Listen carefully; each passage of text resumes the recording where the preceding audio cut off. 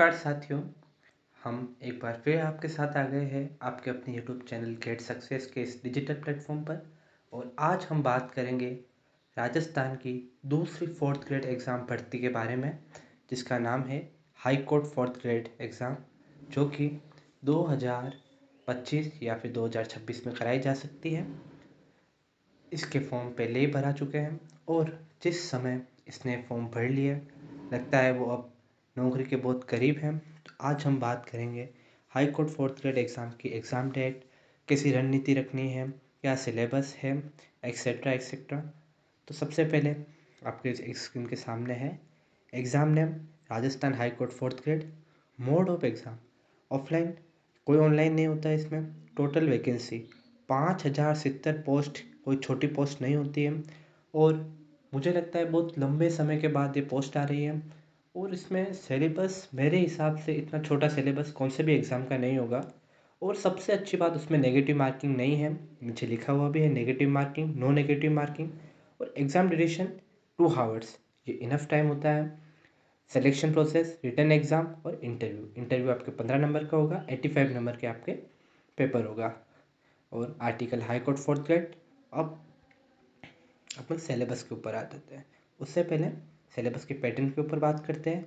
तो यही बात है कि 10 प्रश्न इसमें लिखा हुआ है। 10 प्रश्न आपके अंग्रेजी के, 50 प्रश्न हिंदी के और 25 प्रश्न मात्र राजस्थान की आर्ट एंड कल्चर, इसमें हिस्ट्री शामिल नहीं है। और बाकी ये आप पढ़ सकते हैं आराम से पॉज करके। Second, high court fourth grade exam pattern 2025। अब ये वही बात है, 85 अंक का होगा, प्रत्येक क्वेश्चन 1 अंक का होगा, 15 अंक का साक्षात्कार होगा। साक्षात्कार मतलब इंटरव्यू। इंटरव्यू से पहुंचने से पहले आपको एग्ज़ाम पास करना होगा। एग्ज़ाम 2 घंटे का होगा। 85 क्वेश्चन अगर ऑब्जेक्टिव अपन को करने हैं तो मेरे हिसाब से 2 घंटे इनफ होते हैं। और आगे अपन बात कर लेते हैं, ये आपके स्क्रीन के सामने है। सामान्य हिंदी 50 अंक, 50 प्रश्न। सामान्य अंग्रेजी 10 अंक की है तो 10 प्रश्न। राजस्थान संस्कृति एवं बोलियाँ। अब पढ़ने वाले को ये ध्यान रखना है कि अगर बोलियों को अलग से मेंशन किया है तो हमें राजस्थान की बोलियों को विशिष्ट तौर पर पढ़ाई करनी है। मतलब ये मान सकते हैं कि 25 प्रश्न आ रहे तो 5 बोलियों के आ जाए, 5 साहित्य के आ जाए। तो हमें इन चीज़ों पे विशेष ध्यान रखना है। लिखित परीक्षा कुल 85 अंक होंगे, 85 प्रश्न होंगे। साक्षात्कार जो कि मैंने बताया, अगर आप ये परीक्षा पास करते हो तो आपको इंटरव्यू कॉल होगा। व्यक्तिगत मूल्यांकन साक्षात्कार 15 अंक का होगा। कुल मिला के लिखित प्लस साक्षात्कार 100 अंक का होगा। उसके बाद हम सिलेबस पे चर्चा कर लेते हैं। मेरे हिसाब से राजस्थान की पहली भर्ती है जिसका सिलेबस इतना कम है। बहुत बेसिक सिलेबस है। सामान्य हिंदी है, सामान्य अंग्रेजी है और सामान्य आर्ट एंड कल्चर है। इसमें क्या है, बच्चा उलझता कहाँ है कि उसे पता नहीं चलता कौन सी चीज़ को कितना टाइम दें। और सबसे बड़ी चीज़, इसमें 10 क्वेश्चन अंग्रेजी के हैं। तो कहीं ना कहीं अपने दिमाग में ये बात रहती है कि यार 10 क्वेश्चन ही तो है, नेगलेक्ट कर लेते हैं। खेल उन 10 क्वेश्चन का है। आप पश्चिमी साइड चले जाओ, आप ऊपर चूरू झुंझुनू चले जाओ, यहाँ के बच्चे आर्ट एंड कल्चर हिंदी ये तो बहुत अच्छी तरीके से कर लेते हैं, लेकिन कहीं ना कहीं वह अंग्रेजी विषय का अभाव है। इस चीज़ कंपटीशन के दौड़ में उनसे आगे निकलना या फिर सबके बराबर आने के लिए हमें 85 से 85 क्वेश्चन की तैयारी करनी पड़ेगी। हाँ, ये बात हो सकती है कि आप दिन में 12 घंटे पढ़ते हो तो अब कहीं ना कहीं 6 घंटे हिंदी को दे दो, 4 घंटे आप आर्ट एंड कल्चर को दे दो और 2-3 घंटे आप अंग्रेजी को दे सकते हो। हिंदी में आपको सबसे पहले ही काम ये करना है, पहले वीडियो लेक्चर लेना है। उसके बाद आपको थ्योरी पढ़नी है। आपके नोट्स से आपने थ्योरी पढ़ी, फिर आपको पीवाईक्यू, जो मार्केट में बहुत सारी बुक उपलब्ध है, वहाँ से पीवाईक्यू निकालना है। पीवाईक्यू निकालने से हमें मूल्यांकन होता है कि हमने जो पढ़ा वो सही पढ़ा, हमें कितना आता है। अब पीवाईक्यू रटने वाली चीज़ नहीं है। कितनी सारी बुक होती है, हम नाम नहीं ले सकते इस प्लेटफॉर्म पर।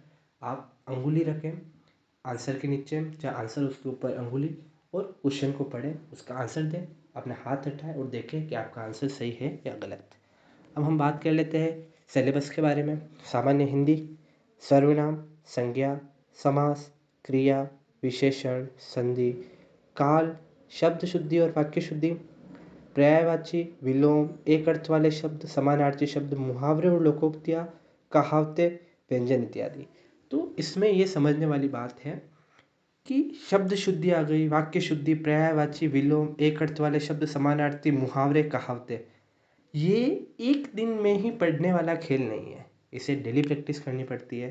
कि आपने 10 पर्यायवाची ले लिए और कहा कि आज मुझे ये याद करके ही सुना है, 10 विलोम ले लिए, शब्द शुद्धि आप बार बार लिख कर ट्राई कर रहे हो, आप वाक्य शुद्धि बहुत सारे एग्जाम्पल्स ले रहे हो, विलोम शब्द, एक अर्थ वाले, समानार्थी, आपको डेली प्रैक्टिस करनी है। उसके बाद अपन बात कर लेते हैं राजस्थान संस्कृति एवं बोलियाँ। इसमें राजस्थान लोकोक्तियाँ, राजस्थानी बोलियाँ, राजस्थान की भौगोलिक स्थिति, जो कि नहीं है तो भी अपन को राजस्थान भौगोलिक स्थिति अगर दे रखा है तो अपन को ये बात ध्यान रखनी है, राजस्थान की सामान्य परिचय, राजस्थान का भौतिक स्वरूप और जलवायु, इससे आगे हमें नहीं बढ़ना है। राजस्थान के त्योहार, राजस्थान के मुहावरे, राजस्थानी पहनावा, राजस्थानी कहावतें, राजस्थान के प्रमुख धार्मिक एवं दर्शनीय स्थल, इसमें आपके दुर्ग, महल, हवेलियाँ, मस्जिद, मंदिर, स्थापत्य कला पूरी आ गई। राजस्थान की वेशभूषा, राजस्थान के प्रमुख ऐतिहासिक व्यक्तित्व, लोकगीत एवं लोक नृत्य, लोक देवी देवताएं, मूर्धन्य कवि, साहित्यकार और राजस्थान के मेले। अब हम बात कर लेते हैं सामान्य अंग्रेजी। बहुत छोटा सिलेबस है, articles, tense, active passive, modals, direct indirect. अब वापस बात वहीं आ गई, synonym, one word, antonymy, gender, verb, ये हमें डेली पढ़ने की होती है। फिर है एडजेक्टिव, फिर है complex and compound sentence, arrangement of sentence and vocabulary. और इसी के साथ हमारा छोटा सा सिलेबस ख़त्म हो जाता है।